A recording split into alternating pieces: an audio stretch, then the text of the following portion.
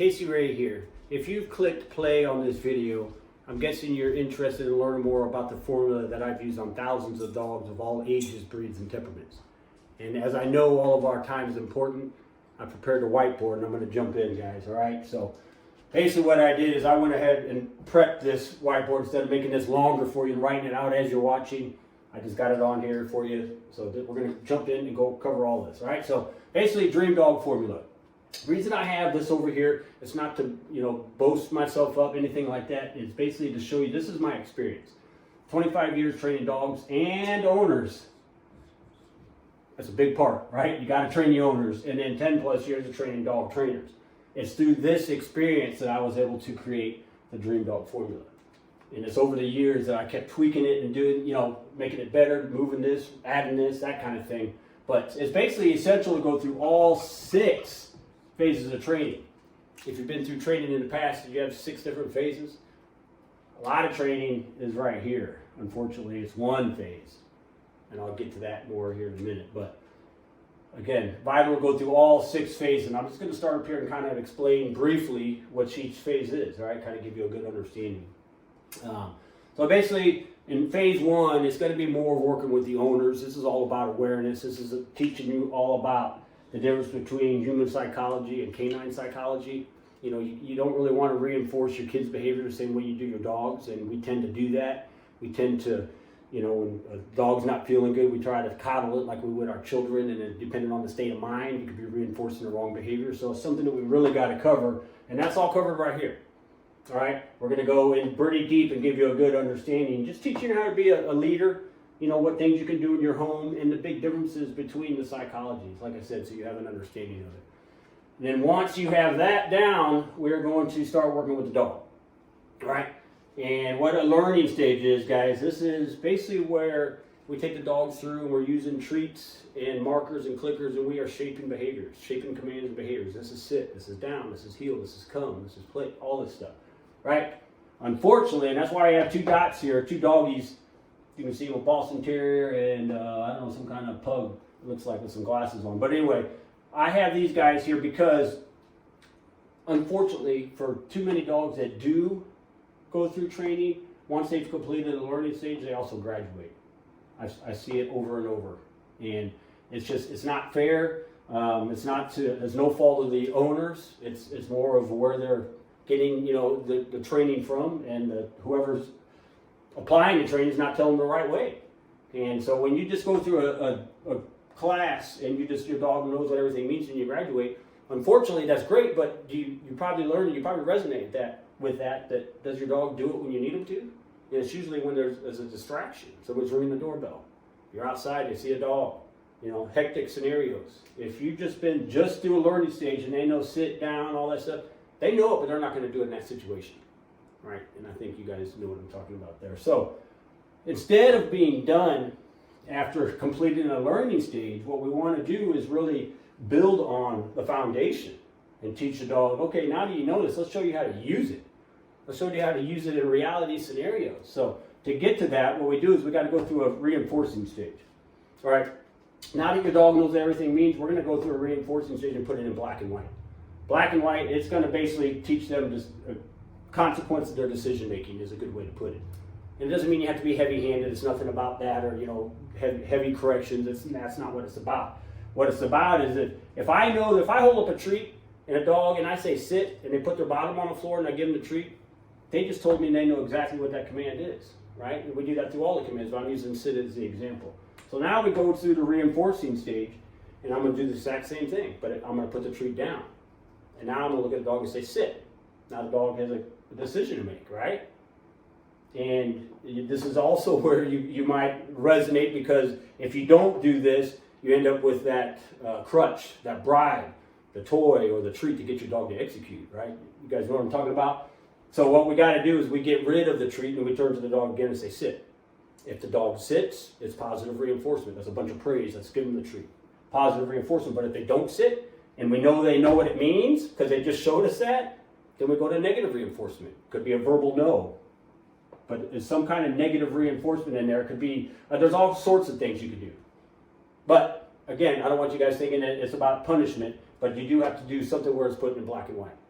Okay, and I use a lot of buckle collars, martingale collars, those kind of things to apply negative reinforcement, and it works. It works fantastic. All right, in the right way. You got to do it the right way. But that's how you put training in black and white. Does that make sense? So when your dog, you're basically opening up the lines of communication with your dog. Your dog needs to understand when you deliver a command, you know, they understand what's going to happen depending on how they choose to, you know, execute. And that's what this all does. That's where your dog's really going to start getting good when you go through this phase. All right, so we have the awareness in you. Your dog knows all the commands. You and the dogs understand, you've opened up the lines of communication. The dog understands the consequences of their decision making. They understand when you say sit, this is what happens when I do it, this is what happens when I don't. When they say place, this is what happens when I do it, this is what happens when I don't. When you tell them to come, this is what happens when you get my point, right? That's what happens here. So a lot of clarity for your dog. And most dogs miss this because they stop up here. So now that we're through these three, we still need to go through one more. And proofing is short for distraction proofing. What we want to do is wherever this training took place, could be your living room, the backyard, maybe the same place with a trainer, the exact same area every time. We want to take where you were when they learned that and where you were reinforced it and take it out to reality scenarios. A good example here would be going out to the park. Not a dog park. I don't care for those, but if there's a dog park around, you can use that fence line as a distraction. You know, make your dog run your dog through their commands out there. They know the reinforcements. They understand what the commands mean. Now make them do it when it counts. And that's what it's all about. And once, like I said, when you get through this phase, guys, your dog's going to take off like a rocket. And you're going to love it. And this is your dog, you're going to start getting all the compliments. You know what I mean? Oh my gosh, look at that dog just sitting there. Look at all the stuff going on. The dog doesn't move. And it's not because he's a robot. He just understands what you're asking of him. You guys have probably seen the dogs out there and you probably wished you had one, right? I'm showing you this is exactly what'll get it. Deliver that type of dog you want. Dream dog. All right, so that's what proofing. And the reason we got these blue lines, I already said up here that this is unfortunately where a lot of dogs complete training. This blue line here is just to mark that I see all the time. If you guys have ever enrolled in a group class, I don't know if you got the results you desired or not, but I think the dropout rates are through the roof because of frustration. And the reason being, guys, is that when you enroll in a group class, you're trying to take your dog, and a lot of times even a young, very young puppy, you're trying to take them through a learning stage, distraction-free, so they can learn, right? And you're trying to do it in a proofing scenario. Does that make sense?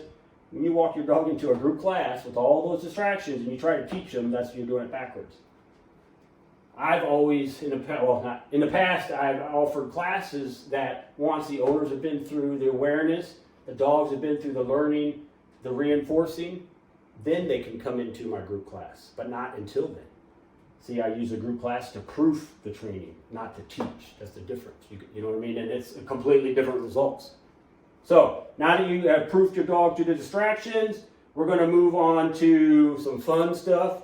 We're going to start showing you how to unleash your dog. This is what's going to get you right here. Right? That dog you can take anywhere, anytime, around any distraction, and he listens no matter what. Doesn't that sound good? That's a dream dog. And once you have that dog, you never not have it. And we're going to show you how to get that. So once your training's been proofed, and not until then, you can take a leash off. You cannot take your leash off if you've not been through proofing. That's why dogs are lost. That's why shelters are full. That's why it's an ongoing problem, is because they're not doing the proper what they need to do to their dogs to give them that fulfillment before they do this. You see the signs up there, lost dog. It's because they're running off. They don't have a reinforced come command. Right? All right, so we show you how to properly take the leash off the dog. And there's a right way to do it. There's a calm environment. You know, examples like maybe a softball field. We can get in there and there's a lot of room, but it's still fenced just in case, right? We keep it safe. But we work a lot on your energy. It has a lot to do with the owner's energy when we're taking off the leash. So we come back and work. That's why these are back in red, because we're working more with the owner here. And the same with the maintaining.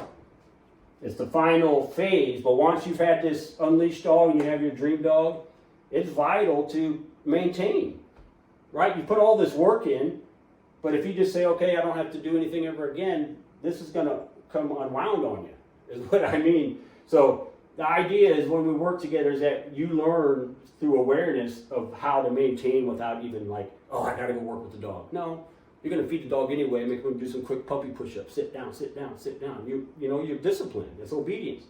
And then feed them. There's things you can do. You need to exercise your dog every day.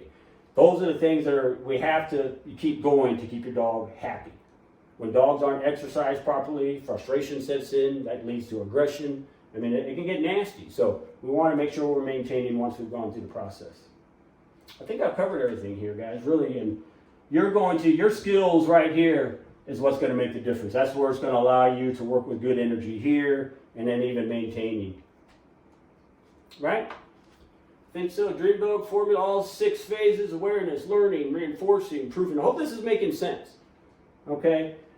Like I said down here, questions. Guys, if you have any questions at all, you can scroll to the bottom, all the way down to the bottom of this page, right? And click that button. Shoot me a message on Messenger. I would love to hear what you have going on, see if I can help you out, right? And if you want to see how this formula works on your dog, tap the button below to apply to work with me. I promise you won't regret it.